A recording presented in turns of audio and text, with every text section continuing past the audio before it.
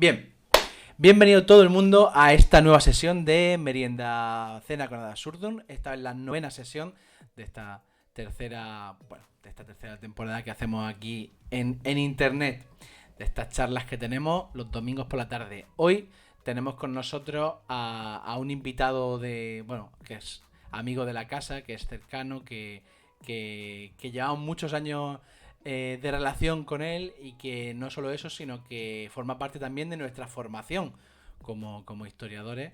Y bueno, ahora lo presentaremos a José Antonio. Pero bueno, como siempre tenemos a Isaac Alcántara. Hola, buenas. Y a David. Hola, ¿qué tal? A David Omar y a mí mismo, Juan Jesús. Ad Absurdum, como siempre, en vuestras pantallas. ¿Cómo estás, José Antonio? Que ya te tenemos aquí con nosotros. Pues bien, me siento recibido muy calurosamente, y no solo por el tiempo que tenemos, muy a gusto entre vosotros, entre tan buenos amigos, prácticamente familia, porque hace ya mucho tiempo que nos conocemos, muchísimo. Para que, quien no conozca a José Antonio, David tiene una pequeña biografía para que podáis conocerlo un poco mejor, y ya empezaremos a hablar un poco de su última obra, que es la que nos ha traído hasta aquí. Como siempre pasa cuando entrevistamos a este tipo de perfiles, el problema es que los currículums de los que hablamos son inabarcables. Y más cuando conocemos personalmente a la persona, pues sabemos todo lo que ha hecho, incluso al margen de la vida académica, y entonces es difícil seleccionar. Entonces, si en cualquier momento ves que falta cualquier cosa, tú puedes añadirla. Bueno, no añadiendo fotografías comprometedoras de aquellas veladas interminables, todo irá bien. Podríamos hacerlo, pero no se va a dar el caso. No, sé que podríais hacerlo, pero ya he depositado los 3 ceros donde me dijisteis. Entonces, bueno, José Antonio Molina Gómez estudió en la Universidad de Murcia, aunque fue alumno de intercambio en la Universidad de Bonn, en Alemania. Su especialidad es la antigüedad tardía. De hecho, es doctor en historia antigua con una tesis sobre Gregorio de Elvira, o sobre el tiempo de Gregorio de Elvira. Comenzó carrera profesional, digamos, como docente en la Universidad de Valencia, hasta ser profesor titular de historia antigua en la Universidad de Murcia, y actualmente decano de la Facultad de Letras de la Universidad de Murcia, que ya te felicitamos en su momento, pero aprovechamos para felicitarte otra vez por tu elección. Gracias. Y además ha sido profesor visitante en Alemania y Polonia. Aparte de haber sido profesor nuestro, nosotros tuvimos la suerte de que nos dirigiese en las excavaciones de Begastri, en el yacimiento arqueológico de Begastri, y actualmente es codirector del yacimiento de Libisosa, que por cierto está teniendo mucho éxito en redes sociales, en medios y demás. Además es colaborador de Onda Regional y de La Opinión. Ha hecho también sus pinitos en el mundo de la divulgación, porque no toda la gente que se dedica a la investigación acaba haciendo divulgación. Y en este caso, aunque muchas veces ha hablado en radio y demás, nos vamos a encargar del formato libro, con ese libro que has publicado recientemente con la editorial Síntesis, que es El Imperio I de Atila. No sé si quieres comentar algo más, algo que hayamos dejado fuera. Bien. Ha sido maravilloso escuchar mi vida condensada en unos minutos. Es verdad que siempre tuve esa vocación por el extranjero, por Europa. Me ha agradado escucharlo porque para mí forma parte de mi ADN, y oír de nuevo pues el nombre de Gregorio de Elvira, que hacía tiempo que estaba ahí como oculto en las sombras de la historia, y al que me gustaría volver más pronto que tarde para hacer una revisión de aquella monografía hija directa de la tesis doctoral, que era precisamente la época inmediatamente anterior de la que vamos a hablar hoy aquí, la inmediatamente anterior a las invasiones, donde ya se veía una transformación muy clara del Imperio Romano. Aquello, como digo, era hijo de mi tesis doctoral, y el aparato crítico, la bibliografía, todo era parecido a un texto científico, y ahora me gustaría convertirlo en algo más ensayístico. Quizá no sea casualidad que haber oído ese nombre hoy aquí, sino obra de la providencia, para recordarme que sigue siendo una cosa pendiente, algo que quiero hacer. Bueno, pues sin más dilación, si queréis vamos al grano, al meollo, porque como estáis diciendo, lo que nos trae un poco aquí, aparte de ese espíritu conciliador y de amistad que nos une, es el de la publicación del Imperio I de Atila. El Imperio I de Atila con la editorial Síntesis, obra de nuestro invitado, en el que de una forma bastante ingeniosa consigue aunar esas dos cosas, ese mundo, digamos, académico con el mundo más de la divulgación y de bajar a lo llano un tema que en principio, como hemos dicho alguna vez, puede parecer café para los muy cafeteros, es decir, puede parecer algún tema denso, árido, y no lo es para nada. La verdad que en ese libro se ha quedado todo como muy sencillo y muy accesible. Lo primero que yo me preguntaría es cómo surgió este libro, es decir, la idea en sí, ¿fue un encargo, es una cosa que tú ya tenías madurada y meditada? ¿Por qué ese estilo precisamente? Bueno, es una confluencia de factores, como se suele decir, ¿no? A mí me interesaba el periodo, obviamente, como hemos dicho, porque en mi especialidad no hacía mucho tiempo había hecho una traducción para Herder sobre la emperatriz Apenais, una traducción de una obra original de Ferdinand Gregorovius, y el mundo de las migraciones me atraía. Pero no encontraba tampoco el momento de pensar en un tema concreto. Sí, sobre patrística, con religión, etcétera, temas que siempre me han interesado. Albergaba la idea de o revisar la tesis o hacer una obra de síntesis sobre cultura y mentalidad de la antigüedad tardía. En ese momento recibo una llamada de David Hernández de la Fuente, que se encarga de dirigir la colección, y me sugiere que puedo participar con alguna biografía de algún personaje de la antigüedad que me interese. Yo la verdad es que en ese momento no tenía ninguna idea concreta, pero le dije que sería interesante hacer la biografía, si se pudiera, de algún enemigo de Roma, fundamentalmente algún rey bárbaro, porque sería también una forma de impartir justicia. Muchas veces nos olvidamos de los antagonistas de Roma, sobre todo en las clases, que además ya directamente por cuestiones de programa las convertimos en pequeños discursos geopolíticos y nos olvidamos de todo lo demás. La idea le pareció buena y me sugirió Atila. A partir de ahí empecé a recabar información y me fui dando cuenta de varias cosas. La biografía de Atila, en el sentido estricto del término, de lo que es una biografía como podríamos hacerla de César o de Cicerón, es muy complicada porque nos faltan datos concretos sobre su vida. Es un personaje que entra en la historia convertido ya en una especie de mito. De mito historiográfico, político, cultural, y no hay grandes acontecimientos de su vida suficientemente atestiguados. Conocemos el entorno familiar, pero no sabemos exactamente cómo era la relación con su hermano, no conocemos qué circunstancias exactas dieron lugar a que tomara el poder, más allá de lo que dicen sus enemigos. Tenemos muchas lagunas. Tengo que decir que el libro lo redacté con bastante dificultad. Aparte de que tenía que documentarme de un tema que no siempre es fácil, y que me encontré con algunas lagunas que yo mismo tenía, como por ejemplo los antecedentes de los pueblos hunos en la estepa asiática, y me tuve que documentar y leer. Sucedió que por circunstancias personales me enfrenté a mi oposición a titular. Ese año estuve muy enfrascado en la tarea y ralenticé la redacción del libro. Y cuando podía por fin ponerme a ello, estalló la pandemia.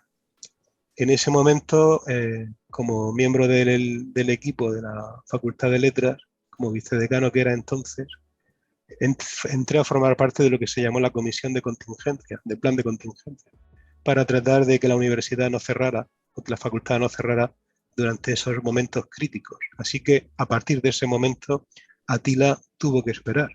Fue después cuando logré darle un impulso importante. Tengo que decir que Síntesis veló por el proceso prácticamente durante todo el periodo, incluso los más difíciles, preguntando no solo por el libro, sino prácticamente hasta por el estado de ánimo del autor. Fue una tutorización, digámoslo así, ¿no?, en nuestro vocabulario, bastante humana y cercana. Hay que decir, por tanto, que Síntesis es una editorial que cuida a la gente y se interesó mucho porque el libro te llegara a buen término. has hablado de la dificultad que te supuso el acercarte a tiempos más remotos que el de los propios hunos, sobre todo el de sus orígenes en las estepas asiáticas, su vinculación con la historia de China, esas fuentes chinas no tan manejadas en los manuales que conocemos actualmente y no son fuentes que utilicemos con mucha naturalidad. Te has tenido que sumergir en ellas un poco, has tenido que bucear en esos orígenes más lejanos de los hunos para intentar buscar el hilo conductor. Sí, es difícil cuando uno no es especialista exactamente en los pueblos de la estepa asiática. Hay especialistas, evidentemente, pero no abundan traducciones de las fuentes asequibles a primera vista para el lector, digamos, generalista. Sí que hay grandes obras, algunas reseñadas en la bibliografía del libro, que son obras que han sintetizado la forja de los imperios de las estepas, como Brusuet, por ejemplo, pero lo que es una antología de textos comentados para poder utilizar y poder señalar los antecedentes de los pueblos de la estepa, los pueblos germánicos o no germánicos, como en este caso en el que nos encontramos, era difícil. Y allí, pues claro, tuve que recurrir a diversos medios. El primero fue localizar a través, claro, de los portales de internet acreditados, bibliografía secundaria que me permitiera localizar repertorios y ediciones de fuentes, ¿no? Siguiendo el método que hemos aprendido en la universidad, pero aplicándomelo a mí mismo, ¿no? Porque había una parte importante de ese periodo que ayudaría a comprender un poco la etnografía, la antropología del pueblo huno, si realmente los hunos son descendientes directos de los xiongnu o de dónde vienen, si están en el lago Baikal sus antepasados, en fin. Todo eso fue una labor un poco de pesquisa, no es muy difícil porque hay mucha publicación, y pude localizar en traducción inglesa un excelente recopilatorio de crónicas chinas que está consignado en la bibliografía. No es un libro fácil de conseguir, pero pude dar con él. Tenía algunas dificultades metodológicas dicho libro, pero me dio un buen resumen, me dio un buen reservorio de textos también, son casi unas 1000 páginas, donde se describe no solo la vida de los xiongnu, sino de otros pueblos de la estepa en su relación con el imperio chino. Es muy difícil establecer sin más que los xiongnu son los antepasados directos de los hunos. Eso ahí hay un gran debate. En líneas generales podemos decir que si los xiongnu no habría habido hunos. En la antología de estos textos chinos, también con informaciones procedentes de historiadores de la India, nos permitía describir pueblos nómadas que luchaban contra las tropas imperiales chinas porque controlaban puntos de agua, que luchaban contra otros nómadas o que establecían pactos, alianzas, de tal manera que uno incluso se siente tentado de encontrar pequeños arquetipos, ¿no?, que se repiten en la historia. Hay caudillos xiongnu, hay caudillos chinos y hay hasta generales chinos que recuerdan mucho por su estrategia, sentido de la prudencia, valor a personajes como Aecio. Eso pudo completar el libro porque hay que decir, bueno, que como he sugerido antes, que Síntesis hizo una labor de seguimiento muy interesante.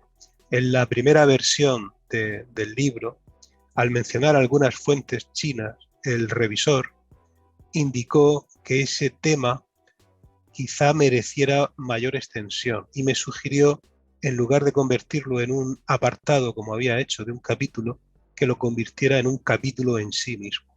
La idea era muy buena y de hecho pues hice lo que os acabo de comentar, aunque me llevó unos meses simplemente el acceso a la bibliografía, pero se pudo hacer y el panorama que surge pues es complementario, es muy útil, es muy interesante y puede ayudar a entender el final del Imperio Romano en realidad como un episodio verdaderamente de historia universal, en el que podríamos empezar hablando de este periodo de las migraciones en Asia en torno al lago Baikal, por ejemplo, hablando de territorios tan lejanos y aparentemente poco relacionados con el Imperio Romano como China, la India o Afganistán. Y a partir de ahí, aunque solo sea un capítulo que cómodamente situamos en la sección de antecedentes, pues podemos enmarcar la cuestión de la llegada de los hunos al Imperio Romano en un proceso global en el que se incorpora Asia y deja de ser simplemente la historia de Roma. Ha sido muy interesante leer a otros autores, que no los he utilizado en el libro porque finalmente no consideré hacerlo, pero autores de una nacionalidad no europea, cuando hablan de la caída del Imperio Romano, lo examinan desde una perspectiva eminentemente asiática y es como una especie de pequeño episodio derivado de una gran expansión puna, no como nosotros, que lo convertimos en un gran episodio determinante para el destino del Imperio Romano. Eso también ha sido muy interesante. José Antonio, para que terminemos de introducir ya del todo el tema, tendrás que explicarnos lo primero de todo quiénes son los hunos. Porque sí. Eso es una... puede parecer obvio, pero claro, hemos rastreado un poco el origen de esta gente de tierras muy lejanas como China. Sí. Nos dices que ha tenido un impacto en el momento, no solo con respecto a la Europa más occidental, sino que desde un punto de vista global, bueno, vamos a decir ecuménico, así como para la época, que tiene un impacto general. Pero sin embargo, una de las preguntas que mucha gente se plantea es que quiénes son los hunos, qué hablan, qué lengua hablan, cuál es su etnia, es decir, cuál es su bagaje cultural. Y eso es una de las grandes interrogantes del libro que intentan más o menos definir y también entiendo yo que desambiguar, porque de esa pregunta no se puede contestar al 100%. Sí, no, bueno, con los hunos nos movemos en pueblos de la estepa turco-mogoles y la denominación Xiongnu es en realidad un término genérico para una amalgama de pueblos que a veces no estamos completamente seguros si son el mismo pueblo o no según la época en la que estemos hablando. Sí parece haber un sustrato turco-mogol en torno a pueblos del lago que vivían en torno al lago Baikal y que en un momento determinado se ponen en marcha primero contra los chinos y luego ya se dirigen posiblemente movidos por algún problema de clima, aumento demográfico, crisis de recursos hacia Occidente. Actualmente la denominación Xiongnu se cree que de ella deriva la palabra uno, también podía estar relacionada con ella los ávaros y otra serie de pueblos emparentados con ellos, ¿no?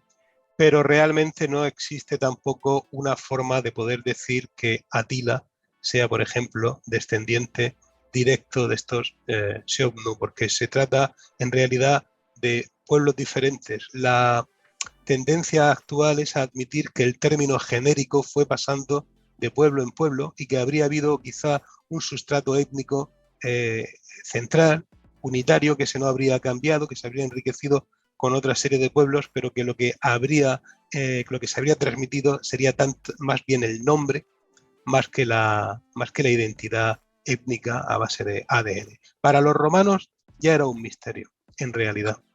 Los romanos, y lo sabemos a través de Amiano Marcelino, pero también a través de Jordanes, situaban ya directamente la procedencia de los hunos en el terreno del mito, de la leyenda, y dudaban si eran realmente seres humanos o animales.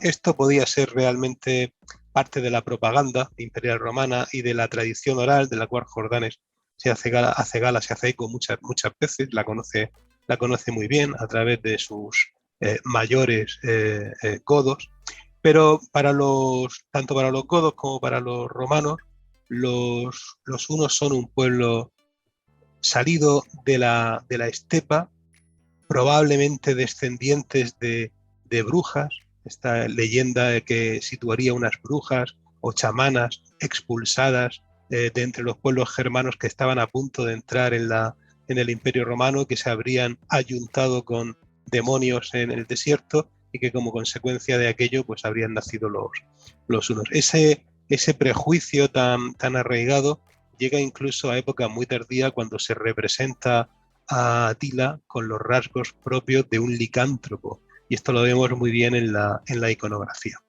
Así que, por un lado, el debate científico sitúa a los hunos como un pueblo que no se romaniza tan rápidamente o no se romaniza en absoluto, como por ejemplo los godos, que prácticamente hablan latín desde siempre.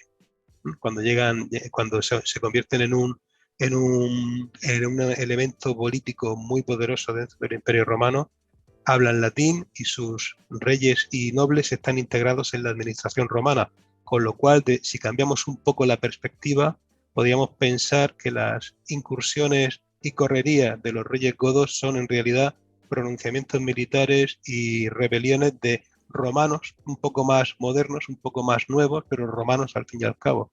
Los hunos no son así. Vienen más recientemente al imperio, conservan ciertos elementos, algunos de un gran arcaísmo, un posible culto solar que los relaciona con los pueblos del lago Baikal, por ejemplo, y su paso por el Imperio Romano es tan rápido que realmente no les da tiempo ni a mezclarse con otros pueblos ni a integrarse. Aunque algo de mezcla tuvo que haber, porque su impulso tan poderoso del este al oeste se hace a costa de la integración de otros pueblos. En la batalla de los campos cataláunicos hay muchos bárbaros al servicio de los hunos y cuesta mucho trabajo pensar que no se fueran a mezclar con ellos. Por otra parte, Atila hace todo lo que hace, todas esas campañas, porque realmente su reino, digámoslo así, porque él no tenía un reino exactamente, ya había avanzado y había madurado económicamente. Necesitaba dinero, necesitaba abastecimiento y necesitaba infraestructuras. No era, por tanto, la generación anterior de un pueblo a caballo, nómada, que viviera del combate y que se contentara con ser reclutado como auxiliares en el Imperio Romano. Una cosa que pensé nada más ver el título precisamente era que el título hace referencia al Imperio Huno de Atila, pero no directamente solo a los hunos. Eso lo iba a comentar mientras lo estaba diciendo, estaba pensándolo, el que aunque el núcleo fuera de hunos, evidentemente ya una vez en la frontera del imperio pues había una especie de amalgama, aunque sea un poco confusa. Al respecto de esto, el Imperio Huno de Atila tiene ciertas vibraciones con la actualidad, porque estamos hablando de grandes migraciones, estamos hablando de movimientos de población que empiezan antes, que ya había otros pueblos como los godos, como has comentado, que estaban más que romanizados, y que habían entrado al imperio, de hecho, huyendo de otros pueblos, no precisamente con ánimo, aunque luego hubiera distintas batallas y problemas, pero huían de muchas veces de esto.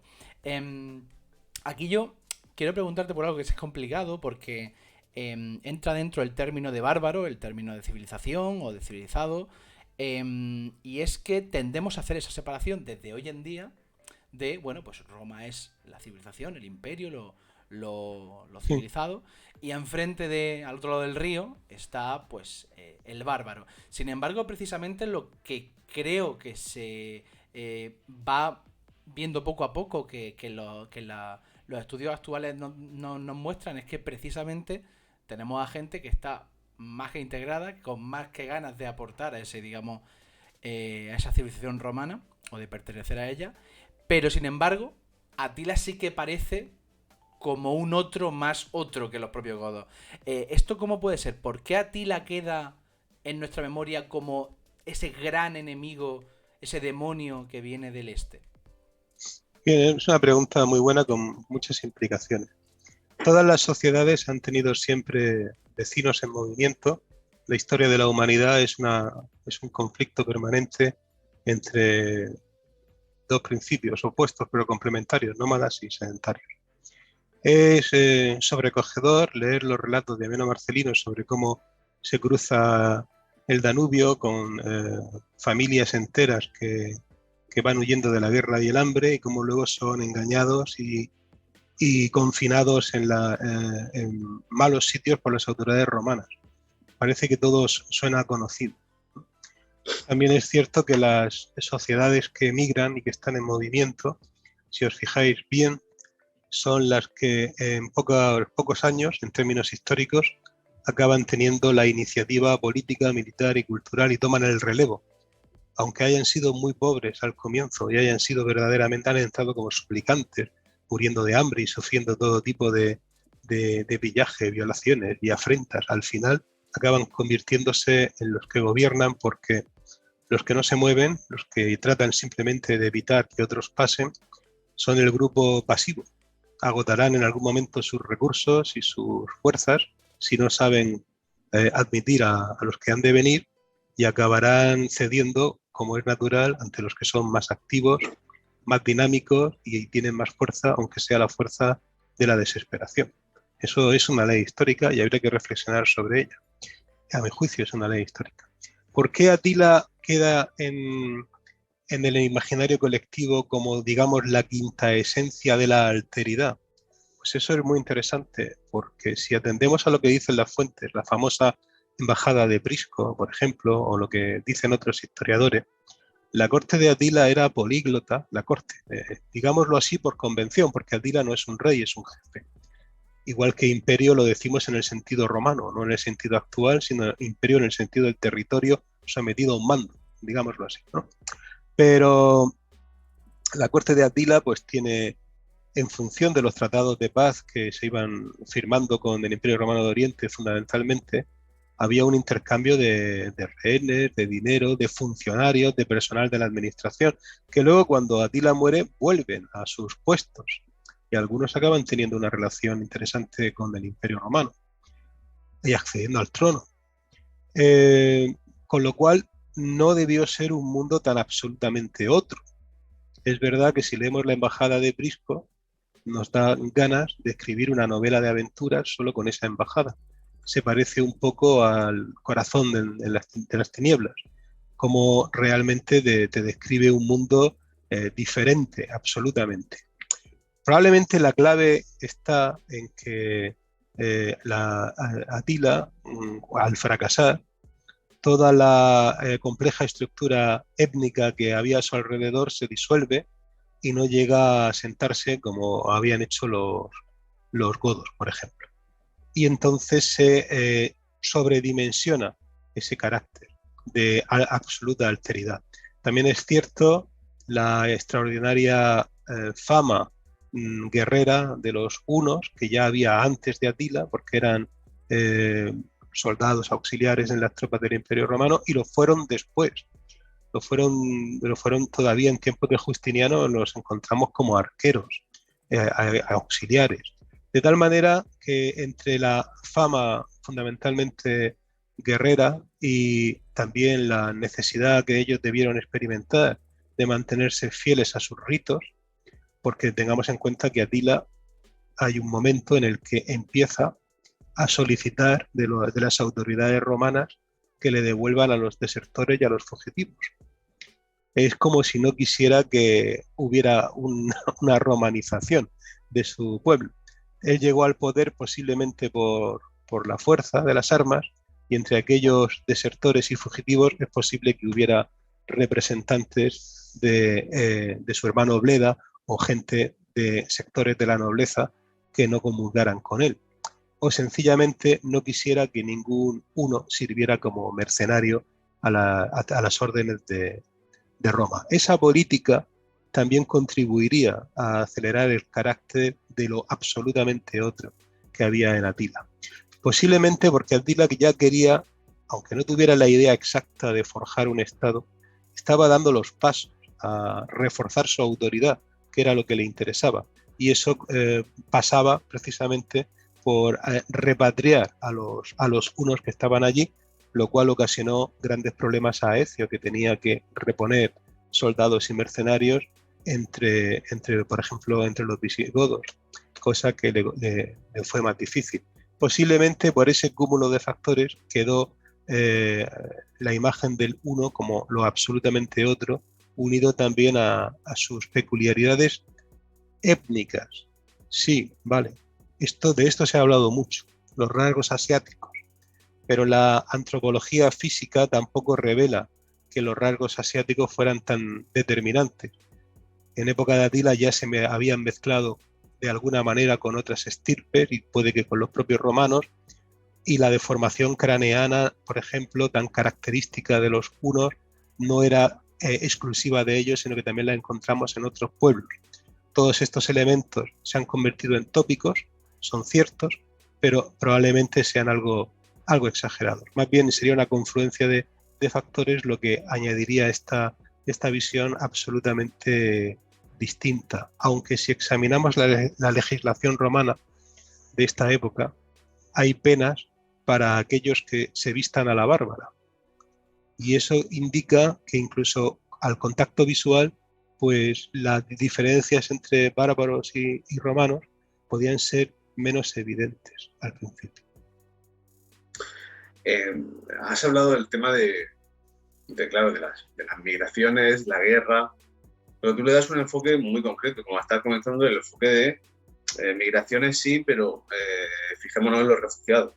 Fijémonos en este episodio que para nosotros nos puede parecer, digamos, contemporáneo, por las cosas que se están viviendo hoy en día, las dinámicas que se están viviendo hoy en día, pero en la antigüedad se suele prestar poca atención a ese fenómeno. Es decir, si se habla de migraciones, se habla pues de peste, de guerra, pero no se habla de esas masas de gente buscando cobijo en algún sitio, de las dificultades en las que se encuentran y el origen de muchas de esas migraciones que pueden ser causas climáticas, como también aborda en el libro. Es decir, falta un poco ese enfoque que tú has metido de refugiados, crisis climática, en otros acontecimientos también de la historia típicos, ¿por qué no se le suele dar ese enfoque a otros momentos de la historia? Bueno, es verdad que en la historia antigua, en la historia universal en general, en la historia antigua en particular, se presta atención a la cuestión de las migraciones muchas veces desde el punto de vista de la historia de la lengua, para saber de dónde proceden los dialectos o las familias de idiomas. También asociamos a veces las migraciones a teorías catastrofistas y a la sustitución de una población por otra. Esas visiones antiguas se han ido sustituyendo poco a poco. Pero bueno, ya sabéis que eventualmente a veces aparecen grandes migraciones que acaban cambiando la faz de los pueblos. Pensemos, por ejemplo, en los pueblos del mar, por ejemplo. Claro que se trata de procesos muy complejos que pueden llegar a durar siglos y que no tienen esa imagen tan espontánea y rápida como de relámpago que se deduce de los manuales. Un manual normal de historia antigua para este periodo dedica un subapartado y para el capítulo de las migraciones, para la parte de las migraciones solo un capítulo. Sin embargo, se trata de un proceso, el proceso el contacto que toman los romanos con los germanos ya en el Rin, que podíamos remontarlo antes de Augusto si queremos, ¿no? Perfectamente. Y asociarlo con una serie de fenómenos que no conocemos bien, pero que ahora empezamos a tener más conocimiento, por ejemplo, con alteraciones del clima. Se trata de sociedades premodernas que no pueden afrontar los cambios del clima naturales con la misma solvencia que nosotros. Las crisis de las cosechas, sin ser dramáticas a nuestra escala actual, podrían hacer que la gente se moviera de sitio rápidamente. Y hay teorías muy interesantes que sitúan, por ejemplo, el colapso del poder bizantino en el Mediterráneo occidental, también asociándolo a este tipo de problemas climáticos. Es cierto que no hay en los manuales generales una atención expresa a estos temas porque es difícil de reconstruir, porque realmente falta la información y muchas veces simplemente por un prejuicio, y es que tenemos más información sobre las grandes estructuras políticas sedentarias y cómo reaccionan a la llegada de estos pueblos, entre otras cosas porque estos pueblos no generan documentación hasta una época más avanzada, y claro, tirando de esa inercia nos encontramos que aunque al final nuestras síntesis históricas son en realidad resúmenes del punto de vista de los pueblos sedentarios. Así siempre hemos entendido el mundo egipcio, por ejemplo, sin pensar mucho en los Hicsos, o el tema de los pueblos del mar, o por no hablar de Mesopotamia, donde en realidad si sumamos la cantidad de momentos en los que ha habido migraciones, invasiones y demás, sumarían más que el número de años de los grandes estados sedentarios, ¿no? Y eso es lo que ha ocurrido. Con las invasiones de los bárbaros tenemos mejor información en algunos casos. Tenemos informaciones como las de Amiano Marcelino, que aunque puedan llegar a ser a veces tendenciosas, tienen un gran valor incluso etnográfico.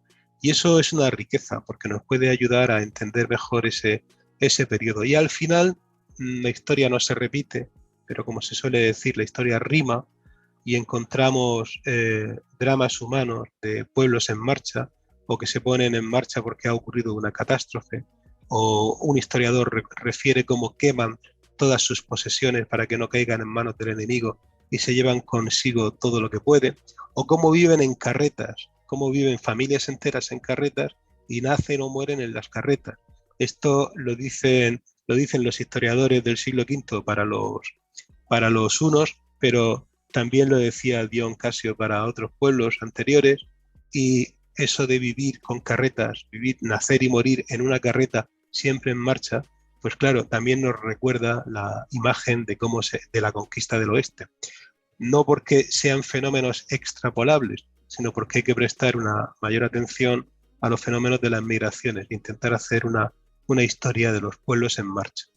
¿Qué papel puede jugar o está jugando, y si te ha servido a ti para escribir el libro, la arqueología en el estudio de este tipo de pueblos que no han dejado documentación, como en el caso de los imperios más sedentarios? Bueno, aquí la arqueología es muy importante, claro, muchas veces es la única fuente. Por ejemplo, para comprender, para poder trazar la trayectoria de estos Xiongnu y los hunos, muchas veces se siguen el fósil director, por ejemplo, de los calderos rituales. El tema de los objetos materiales, sin poder llegar a decir que los que tienen el mismo objeto material sean de la misma etnia, pero nos da una información.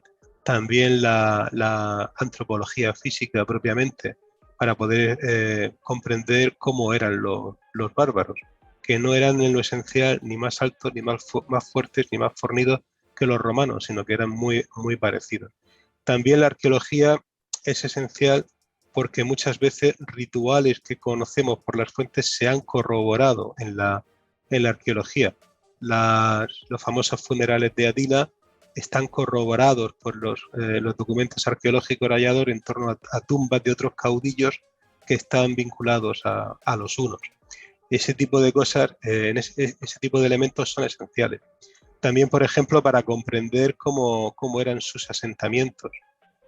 No eran ya las propias fuentes nos dicen cómo son. Son a veces fondos de cabaña, no son exactamente establecimientos sedentarios. Y eso lo encontramos muy bien consignado, muy bien estudiado en la arqueología. También la arqueología nos dice, por ejemplo, que llega el comercio. Es que pensamos en Atila y en su época como un momento de guerra y en gran medida por las fantasías y reelaboraciones cinematográficas, que también son muy valiosas. Pero en época de Teodosio II, cosa que movía a la ira a su oposición conservadora, y por ejemplo al emperador Marciano que le sigue después, los llamados tributos, que decían que el Imperio Romano pagaba a los hunos, en realidad hay que verlos más desde el punto de vista de la inversión. Se hacían auténticas inversiones de oro allí y llegaba el comercio, llegaban poblaciones, llegaban comerciantes, y lo sabemos por los hallazgos materiales que aparecen allí. Eso contribuyó a que empezaran a hacer una clase comerciante, contribuyó a que llegara el dinero allí y se establecieran unos lazos comerciales y unos intercambios comerciales en los que los hunos aportaban lo que ellos tenían, pero recibían muchos elementos que ellos no podían tener ni soñando del mundo romano. Todo lo relacionado con la orfebrería, cerámica, armamento, etc. Y eso también deja su huella en la arqueología. Y en ese sentido es un complemento muy interesante de la escasa información que para algunas cosas nos dan las fuentes. Por ejemplo, hay un tema muy interesante en eso, a raíz de eso, y es que una de las anécdotas que se refieren en torno a la vida de Atila es el asalto de un obispo cristiano que, en plan película del oeste, que cruza la frontera sin encomendarse a nadie para robar el oro y los metales de una necrópolis. Por eso sabemos que hemos corroborado que las necrópolis de los notables hunos o de estos pueblos, por ejemplo, pues no estaban abiertamente localizadas en unos sitios, sino que eran itinerantes como ellos, dejaban la necrópolis por donde pasaban. Y sabemos que tenían, claro, grandes elementos de metal, como se ha descubierto. Hay una pregunta que no sé si a lo mejor tiene fácil respuesta, que a lo mejor es muy amplio. En el chat dice, ¿los pueblos sedentarios estaban más expuestos a las invasiones o menos? No sé si eso... Pues eso depende de la cuestión, de la época y del momento. A ver, si examinamos el movimiento de los hunos, tal y como viene en el libro, los pueblos que primeramente reciben el impacto son sus pueblos vecinos, muchos de los cuales estaban en proceso de sedentarizarse. Otros sencillamente son incorporados como una especie de difusa confederación de pueblos. En ese momento podríamos decir que los más débiles son otros nómadas menos fuertes. La posición de los pueblos así llamados sedentarios es siempre más ventajosa, porque es siempre más fácil defender que atacar. De tal manera que, bueno, tenemos recursos, tenemos reservas y tenemos administración. Todo lo que los pueblos nómadas o los pueblos en movimiento no tienen. Por eso es más fácil plantear la resistencia. No se está tan expuesto. Es verdad, como se ve en el libro, que conforme hay zonas del Imperio Romano que están más expuestas a las invasiones, se genera una especie de tierra de nadie, una zona muy peligrosa, donde la defensa de los campesinos o de las clases populares la ejercen señores locales, señores con sus vilas reforzadas y armadas, caudillos militares que operan un poco por su cuenta, o sencillamente otros reyes bárbaros que se autoproclaman señores de esas regiones. Están haciendo el feudalismo. Y en ese sentido, pues nos encontramos con amplias regiones de la Europa danubiana que ya no están tan protegidas como antes. Parece también una especie de mundo paramilitar o parapolicial en algunos sentidos, donde no llega... Sí. Se surge una especie de autodefensa de ese mundo que está en este periodo es muy interesante porque cuando se corta la comunicación, pues hay zonas, hay ciudades y regiones que tienen que afrontar la responsabilidad de la supervivencia, de las cuales no te llegan noticias, no sabes qué está pasando allí. Y cuando los romanos evacúan Britania, ¿no? Bueno, es el origen de la leyenda del rey Arturo. Pero también ocurre en otras zonas del occidente romano. La clave de todo este periodo va mucho más atrás. Nos tenemos que situar en el siglo III, cuando a veces guarniciones enteras se sublevan y van manteniendo una existencia autónoma más o menos. Llegamos al paroxismo con la proclamación del Imperio Galo-Romano de Póstumo, de Marco Cassiano Latino Póstumo, que dura bastante tiempo, ¿no? Y esto no desaparece, al contrario, se agudiza con la llegada de los demás pueblos bárbaros. Hay que decir, de todas formas, que, por ejemplo, para el caso de los godos son unos valiosos asistentes del mundo romano y funcionan como parte del engranaje. Y hasta la llegada de Atila es posible que los hunos entraran dentro de esa categoría. Hay que pensar que Aecio, que había sido que era un excelente general romano que conocía muy bien idiomas, costumbres de germanos y hunos, porque había sido rehén con ellos, tenía una guardia huna y tenía sobre todo muchísimos mercenarios hunos que le ayudaban constantemente. Eso también es una forma también de ser autónomo, porque las leyes romanas prohibían ese tipo de guardias, pero hasta el emperador tenía una. Estamos asistiendo a una progresiva desarticulación del Estado, aunque el Estado romano en esta época pretende ser muy fuerte, pero se está desarticulando, y además asistimos a una erosión de lo que son las categorías políticas, administrativas, para que aparezcan otras más carismáticas de índole personal, como la del propio Aecio o Atila, de los que se dice que podían mover a sus tropas con su mirada, ¿no? Eso lo dice Jordanes, que Atila simplemente cuando te miraba te hacía partícipe de su deseo y tú sabías que era lo que el líder te iba a pedir, ¿no? Es increíble porque me llama especialmente la atención que hay bastantes fuentes bastante buenas para poder documentar la relación sobre todo del Imperio Romano con estos pueblos y con otros previos, es decir, con esos godos que ya están bastante romanizados, que forman parte del engranaje, como tú dices. Se nota y se percibe, viendo esas fuentes, viendo los relatos, que todo es un mundo como muy pragmático, un mundo de supervivencia, un mundo de lucha de poderes, un mundo como podamos vivir hoy en día las dinámicas de poder y económicas. Sin embargo, pareciendo que está tan claro eso, esta época se llena de mitos, de providencialismo, de el nacimiento de esa tradición oral, luego posteriormente medieval.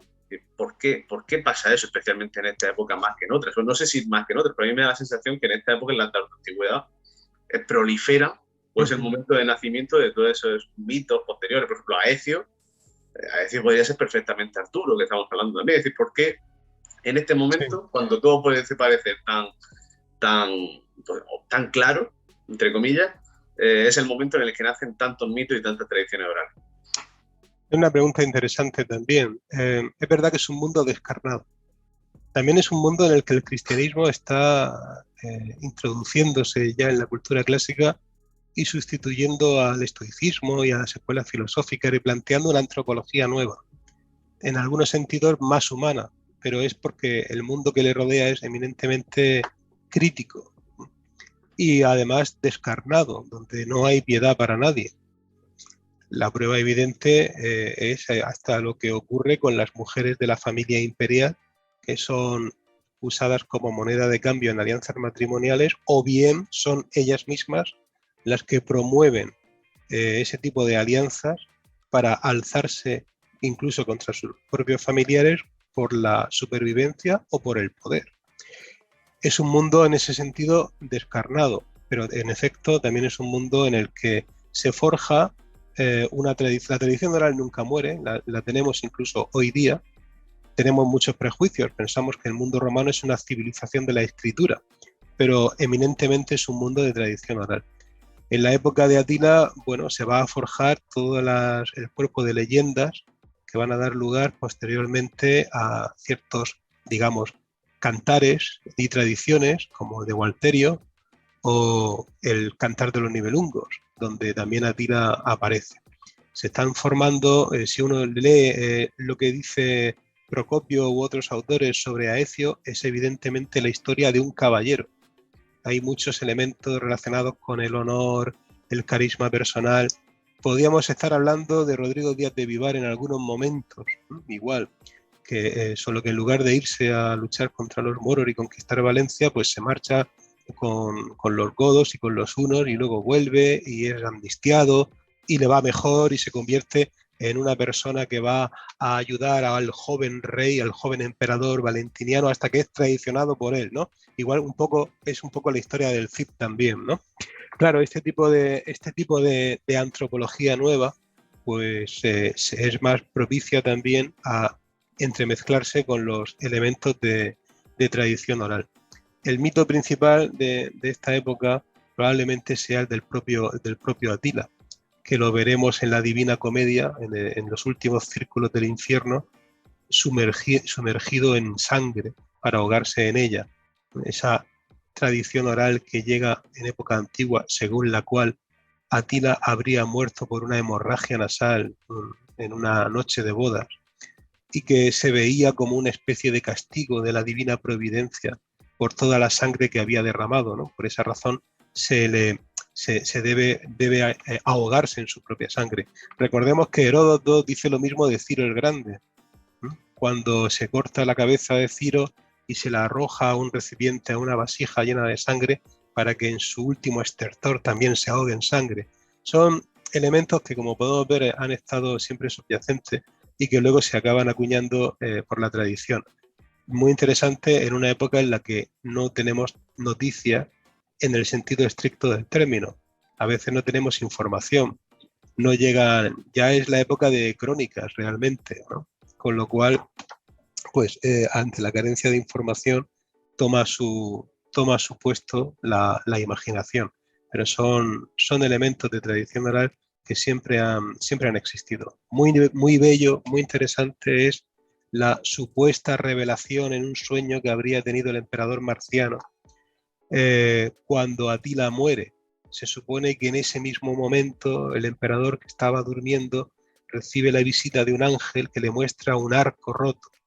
Eso se va a convertir también en tradición oral, y es muy interesante porque hay dos conceptos ahí profundamente interiorizados.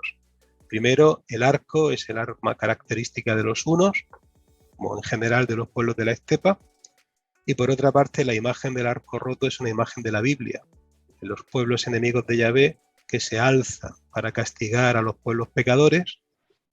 Yahvé los hace llamar desde el interior de Asia. Es muy interesante cómo coincide la concepción cristiana con los acontecimientos históricos, y eso ayuda a generar ahí una imagen nueva.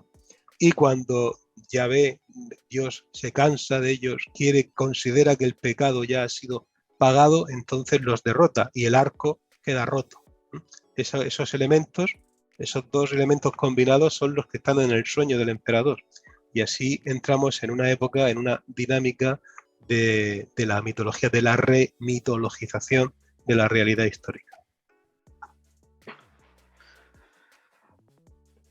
En esto imagino que también tendrá bastante culpa, digamos, la literatura y el cine. Es decir, porque estos estereotipos, estas tradiciones orales que se crean en esa misma época, que se perpetúan durante la Edad Media y tiempos posteriores, creo que el cine y la literatura más reciente lo habrá terminado de consolidar. Es decir, ¿se ha hecho algún ejercicio crítico respecto a la representación de estos personajes, o en líneas generales se ha perpetuado todo eso?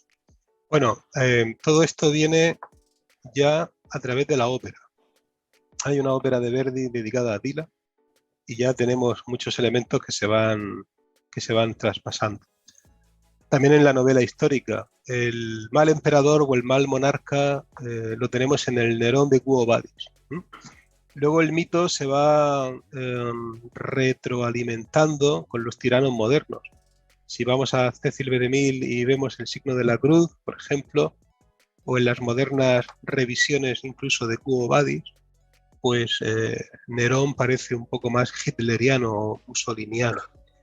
También en versiones más intelectualizadas, como La caída del Imperio Romano o incluso Gladiator, donde resulta muy fácil reconocer ecos de la política actual, contemporánea, en época del director, ¿vale?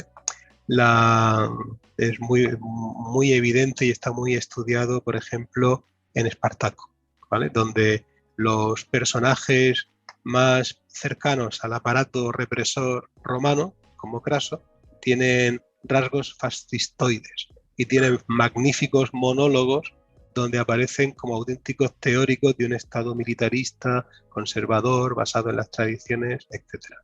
A Atila le pasa igual, porque además su ejemplo es más claro y evidente.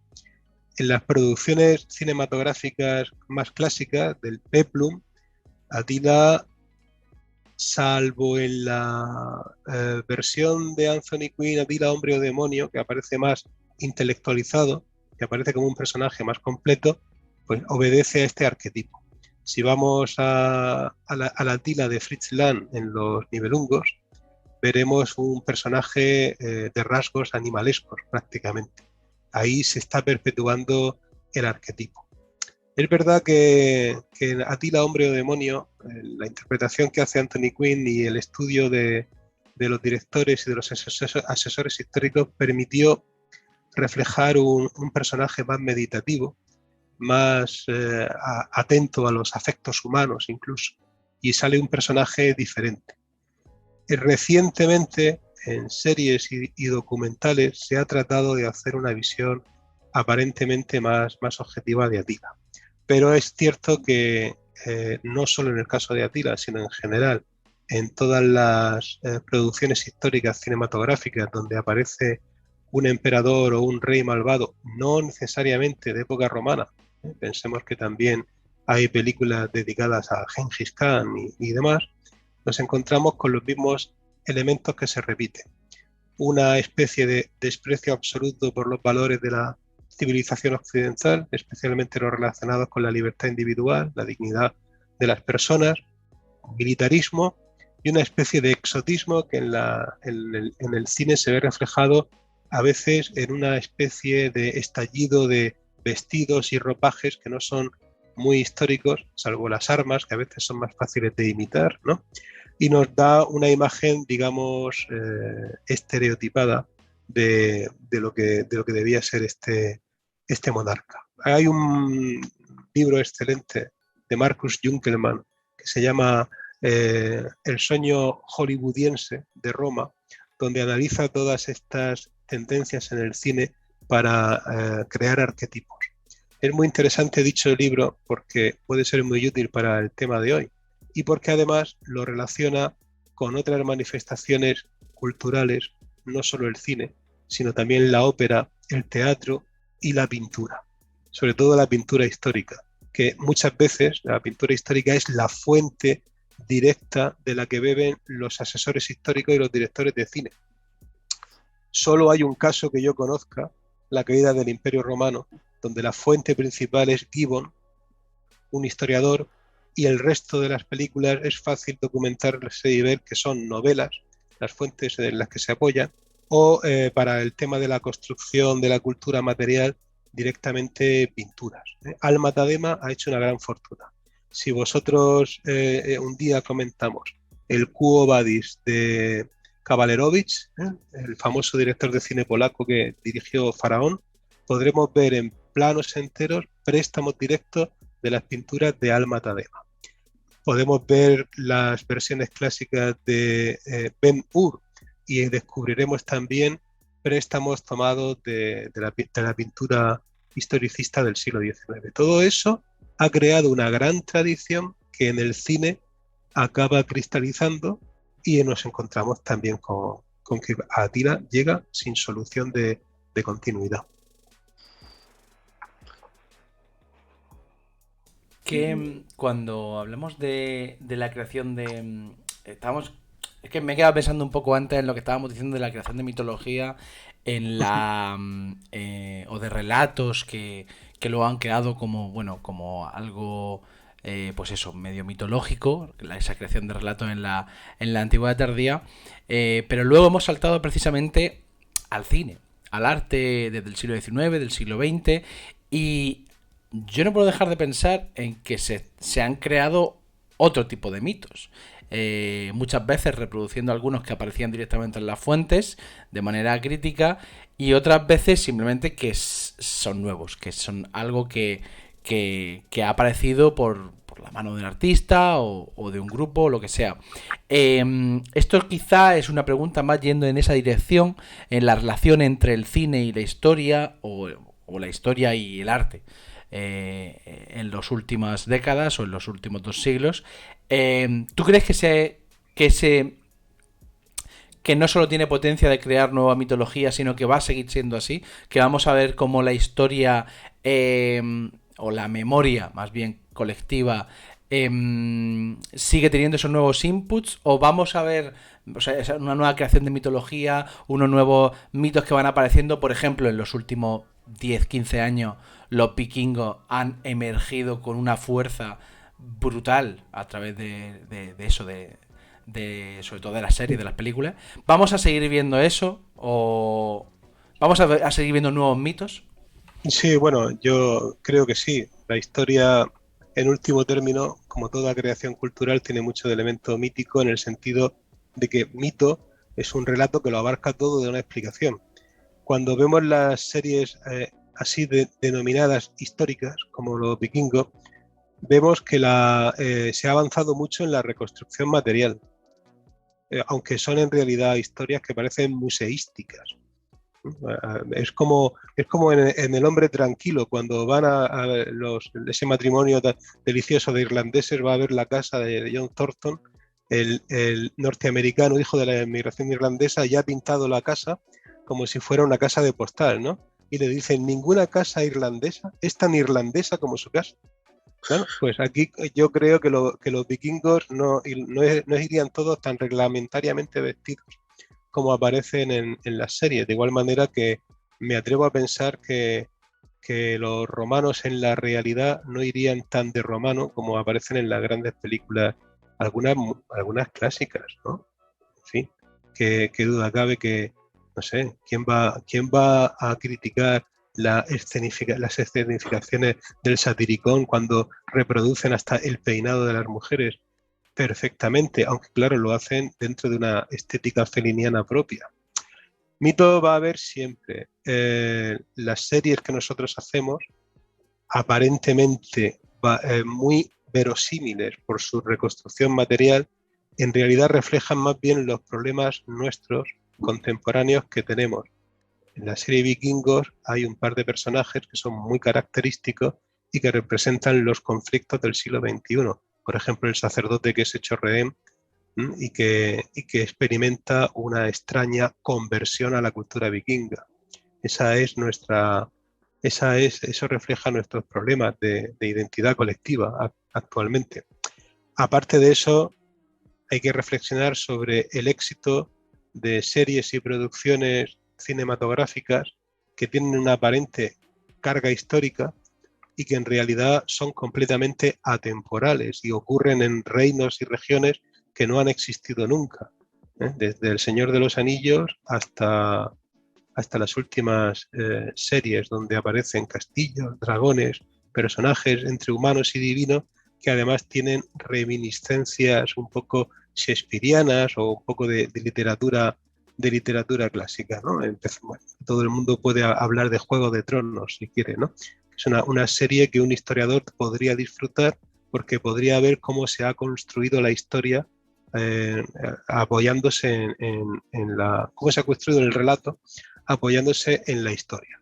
Y en ese sentido, desde el momento en el que nosotros nos apropiamos del pasado para buscar una explicación, lo mitologizamos, lo convertimos en un relato totalizador y buscamos en él elementos que nos permitan confirmar nuestras propias impresiones, ¿vale?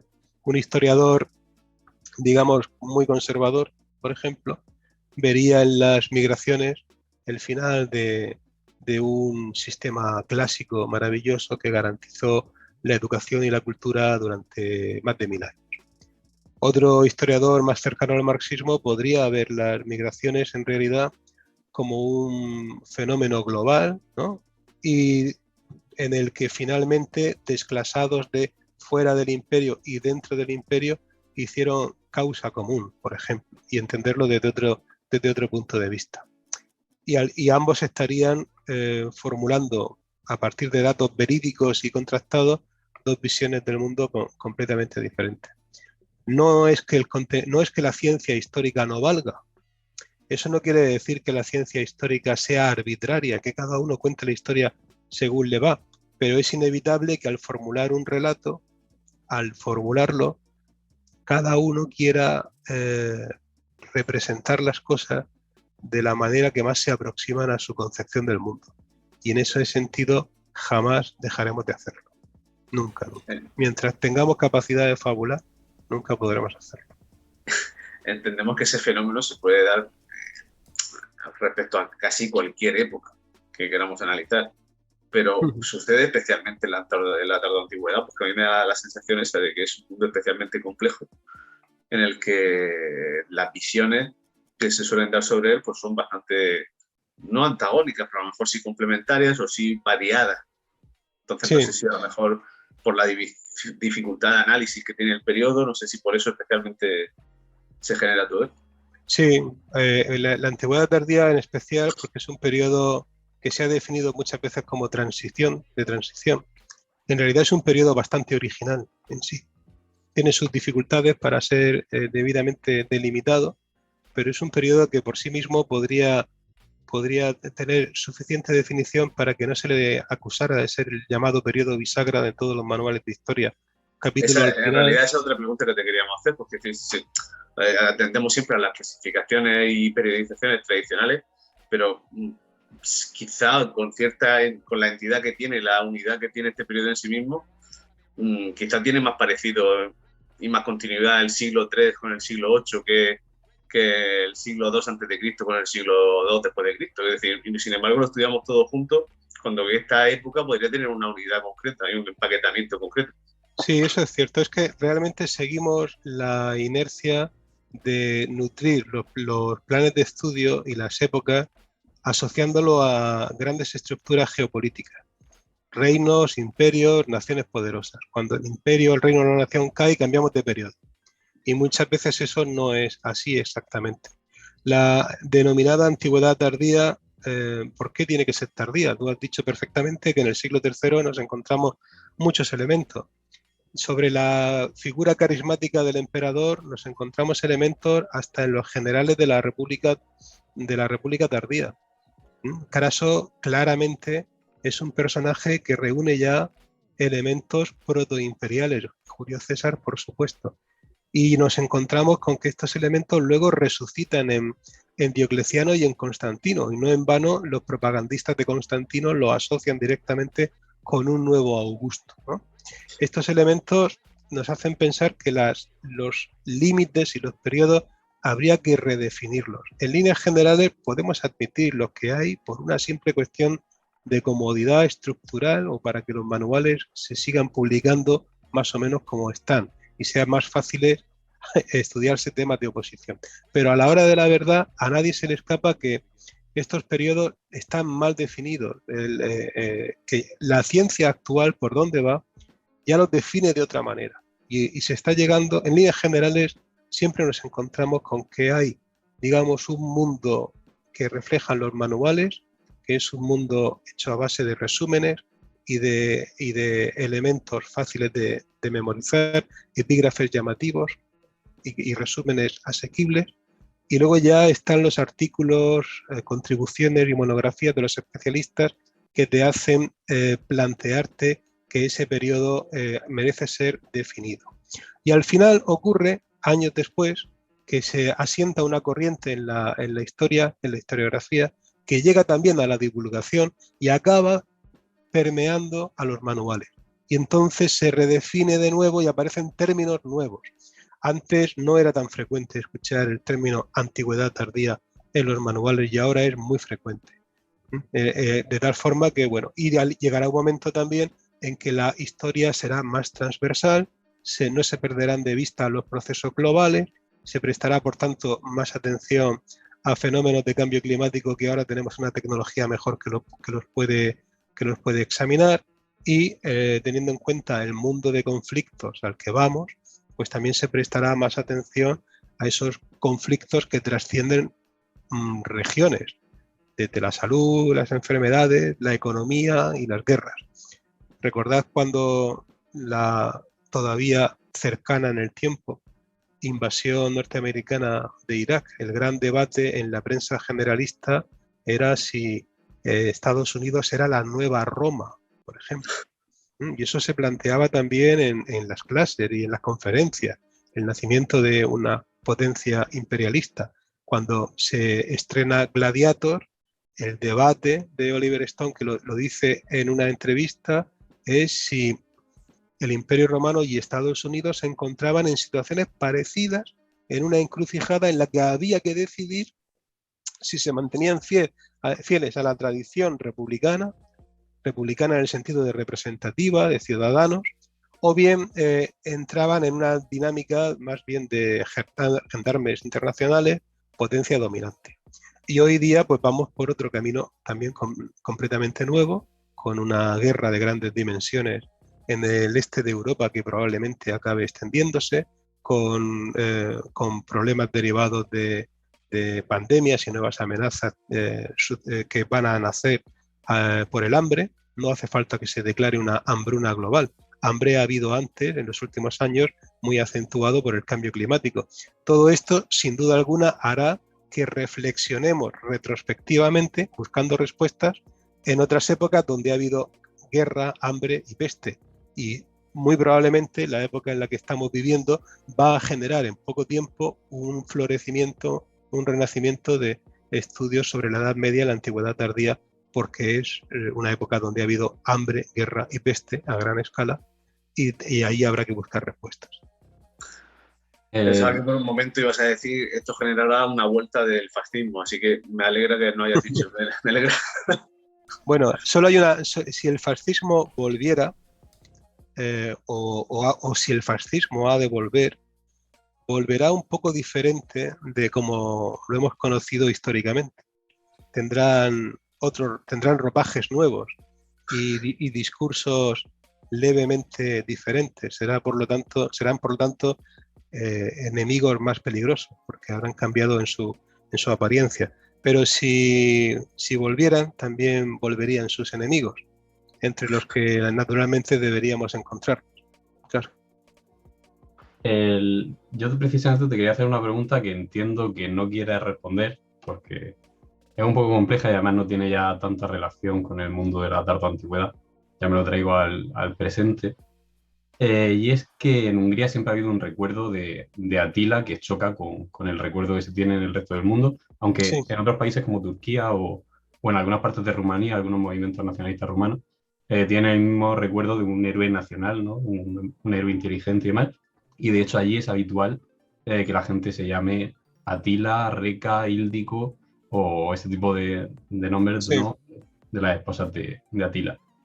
Y justo desde 2010, que es el momento en el que llega Viktor Orbán al poder en Hungría, hay como una especie de resurrección de todo lo uno ya a un nivel patrimonial. Se invierte más en estudios relacionados con lo uno, se recupera patrimonio, se hacen excavaciones para recuperar patrimonio arqueológico.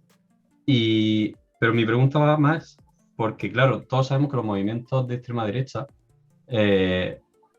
tienen este tipo de héroes, tienden mucho a las referencias históricas, pero Europa siempre ha tenido la capacidad de asimilarlo, me refiero a sus relatos, porque más o menos existía una identificación, pero claro, aquí lo que estamos viendo en Hungría es un relato que choca con el relato del resto de Europa.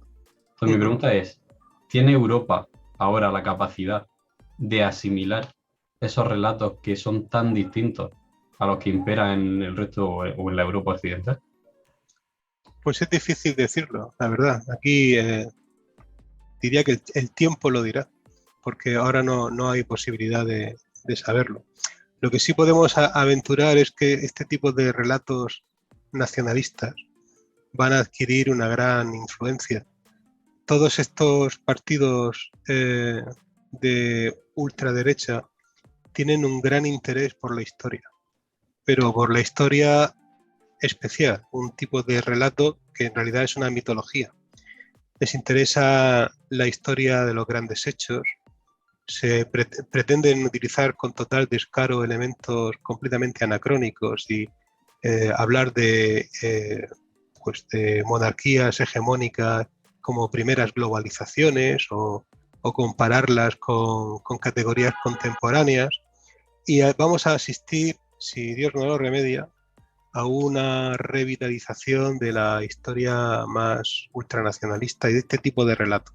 Se van a resucitar pueblos de la nada. Es muy gracioso que los húngaros intenten resucitar a los hunos cuando realmente sabemos que no son exactamente descendientes de los hunos.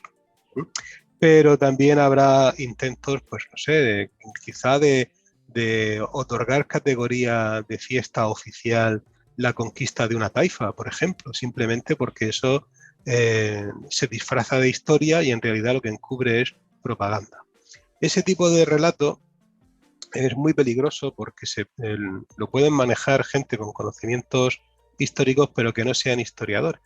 Y de hecho muchos ideólogos de estos movimientos no son exactamente historiadores, proceden de otros ámbitos cercanos y por lo tanto les da un poco, conocen nuestro trabajo, pero les da un poco igual la metodología, ¿no? Y el código deontológico y esas cosas no les preocupan tanto.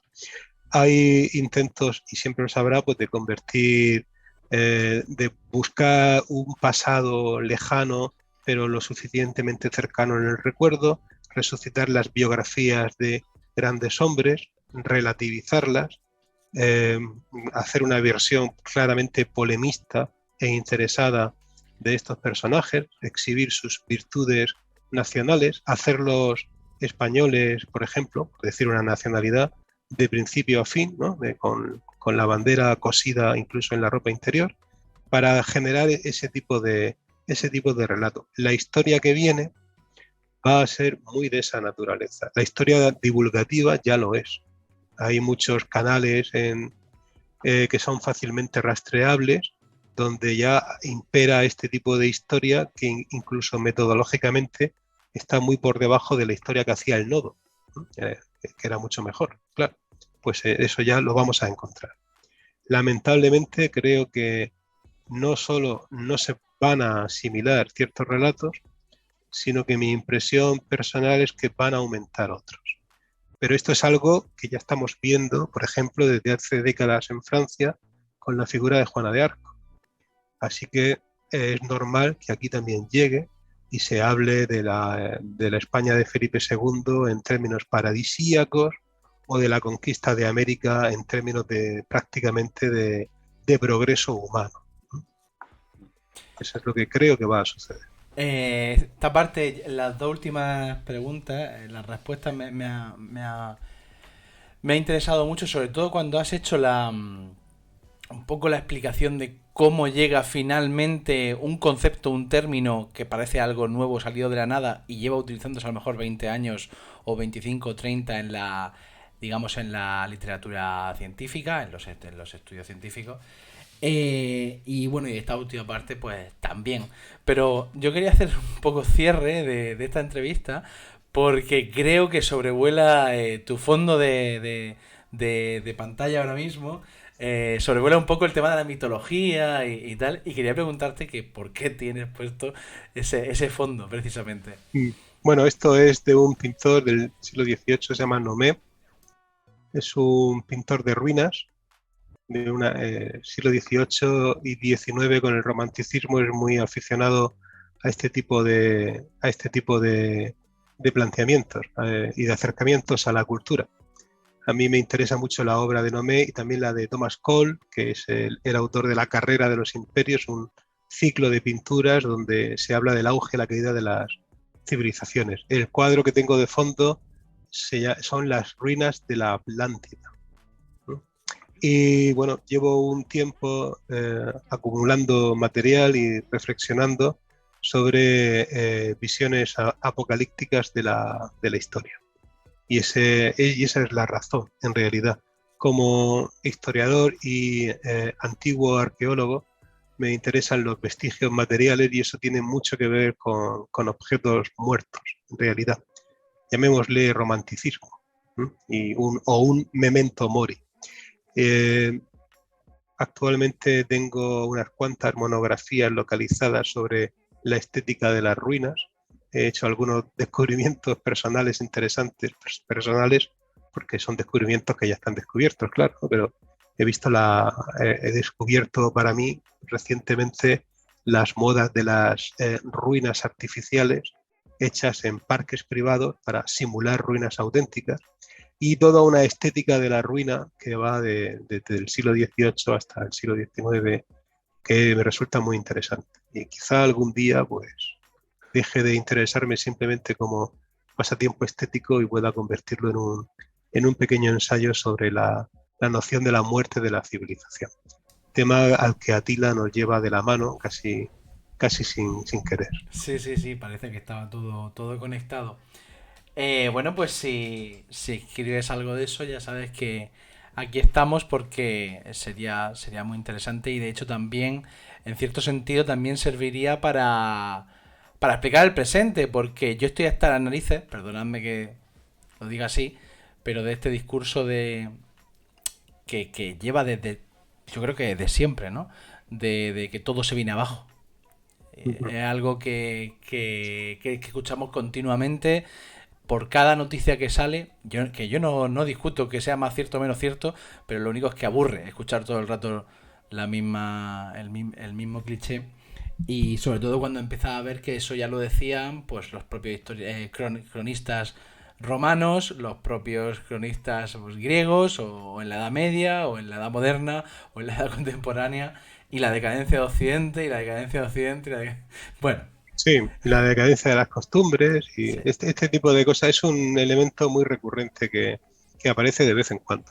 Sí, Es sí. verdad que siempre ha habido tribulaciones y grandes crisis, eso es un hecho, pero forma parte natural del devenir humano. Igual que vienen las revoluciones y los momentos de crisis, también vienen momentos de recuperación.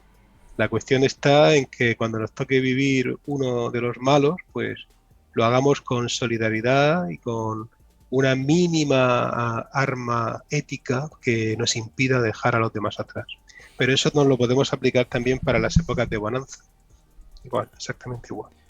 Pues yo creo que con eso, José Antonio, ha sido un placer tenerte aquí, ha sido un placer escucharte, siempre es un placer escucharte hablar, eh, Muchas pero, gracias. pero sobre todo con esta publicación que, dadme un segundo que va a ser un poco tarde, voy a ponerla otra vez por aquí para que la vea la gente, El Imperio I de Atila, de José Antonio Molina Gómez, publicado por la editorial Síntesis, que podéis encontrarlo en vuestras librerías sin problema, o pedirlo en librería, siempre mejor librería, a las que, por cierto, que a veces se nos olvida, a las librerías también se les puede comprar online, ¿vale? Muchas librerías Cierto. venden de manera online, no solo la que os imagináis cuando pensáis en comprar libros.